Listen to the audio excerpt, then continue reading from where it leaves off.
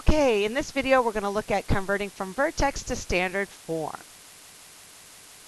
In a previous lesson we worked on the vertex form of an equation, which is y equals a times x minus h squared plus k, where hk is my vertex. And we learned that a determines whether the graph is wider or narrow, that h determines whether my graph moves left or right, and k determines whether it's up or down. We're going to take this and convert it to standard form, which is y equals ax squared plus bx plus c. It's very simple. All we're going to do is we're going to do the math. So we're going to follow order of operations. So parentheses, exponents, multiplication, division, whichever comes first, left to right, addition, subtraction. I think of it as hopscotch. Many of you learned it as my dear, please excuse my dear Aunt Sally, but you just got to be careful because you don't always do multiplication before division. They're interchangeable. Okay, so here we go. The first thing is parentheses. I have parentheses. I cannot do x plus 2 because there's nothing to combine. I have no like terms, so I'm going to move on to this exponent of 2. Now there are 3 ways to do x plus 2 to the power of 2. Option 1 is to write it out and use double distribution. Option 2 is to do the quilt method where you draw out your algebra tiles. So we have an x squared, we have 2 strips on both sides, and then you have to find the other missing square. And the other option is the shortcut. I will be doing the shortcut method today. Okay, the shortcut, we start with the first term and we square it. So x squared, we take the numerical term and we're going to add it to itself. So 2 plus 2 is 4, and that's going to be a 4x. Another way to think of it is 2 times x, although I don't like to do that because then we think that an exponent means to multiply, and it really means multiply it that number of times. So next we have 2 times 2, which is 4. So that takes care of this piece. We get x squared plus 4x plus 4. Now there's another piece to the problem, the minus 3. I'm going to bring that down. And now I'm going to combine like terms. There are no other x squareds. There are no other x's. And 4 and 3 are like terms. 4 minus 3 is 1, and I am done. Let's look at another. Same thing. I'm going to start with this piece here using the shortcut method. I have the x squared. Negative 5 plus negative 5 is negative 10x. And be careful. Think it out. I owe mom $5. I owe dad $5. So I owe $10. If you're having trouble with your integers, please take out your calculator. Okay, then I'm going to do negative 5 times negative 5. Remembering that a negative times a negative is a positive, and 5 times 5 is 25. I have this plus 7 left over. I'm going to bring that down.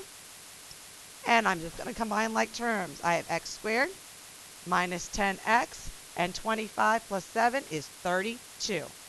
Again, we're just doing the math. There's no further to go because there's no equal sign, nothing to solve. Okay, now this one's a little bit more complicated. Still following order of operations, I'm going to start with this piece here. Using the shortcut method, I have x squared. Negative 7 plus negative 7 is negative 14. Negative 7 times negative 7 is positive 49. Now I have 2 options. I have a times 4 and I have a minus 3. Order of operations says that I'm going to take care of the multiplication first. So I'm going to put the times 4 out front here. Sorry, let me pick a different color over there so you can see. This is a 4, and I'm going to distribute it. So I'm going to share it with each piece inside the parentheses. So 4 times x squared is 4x squared. 4 times negative 14 is negative 56. 4 times 49 is 196. I left this minus 3, so I'm going to bring that down. Combining like terms, I get 4x squared minus 56x plus 193. Now remember, these problems generally come from a classwork worksheet.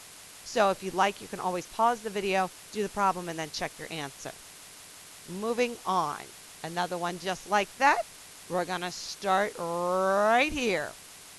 Okay, so shortcut, x squared. 8 plus 8 is 16.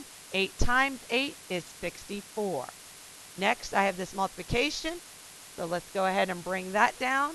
I'm going to share 3 with everybody. So 3 times x squared is 3x squared. 3 times 16 is 48. 3 times 64 is 192. I have this minus 3 that I need to bring down.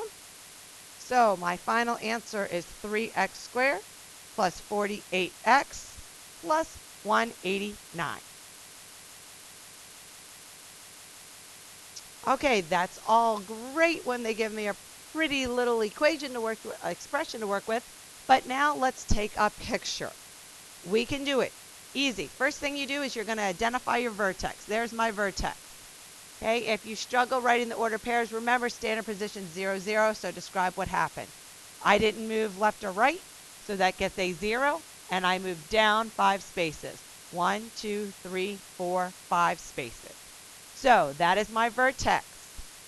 Using the formula A, parentheses x minus h squared plus k, I'm going to plug in each of my vertex numbers. Well, notice this is not necessary because I have a 0 where my h is, and we're not worried about a. So I'm going to have an x squared because x minus 0 is just x, okay? And then I'm going to have minus 5. This is the vertex form of my equation. Now, there is no math to be done. There's nothing for me to distribute. There's nothing for me to combine. So in this case, I like this problem. Whenever x is 0, my vertex and my standard form are going to be the same. Only when my x is 0 for my vertex. So let's look at a case where it's not. Okay, so first thing I do is identify my vertex. In this case, my vertex is -1, -2. Plugging into the formula, I'm going to leave off the a because we're not worried about, at this time, we're not worried about it. So x minus h squared plus k. Remember, x is always going to end up being the opposite.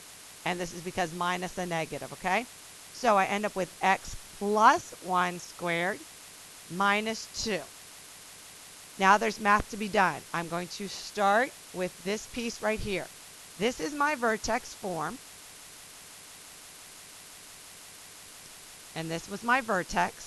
And now we're going to do standard form. So using the shortcut, I get x squared plus 1 is 2. 1 times 1 is 1. Bring down the minus 2. Combine like terms, I get x squared plus 2x minus 1 is the standard form.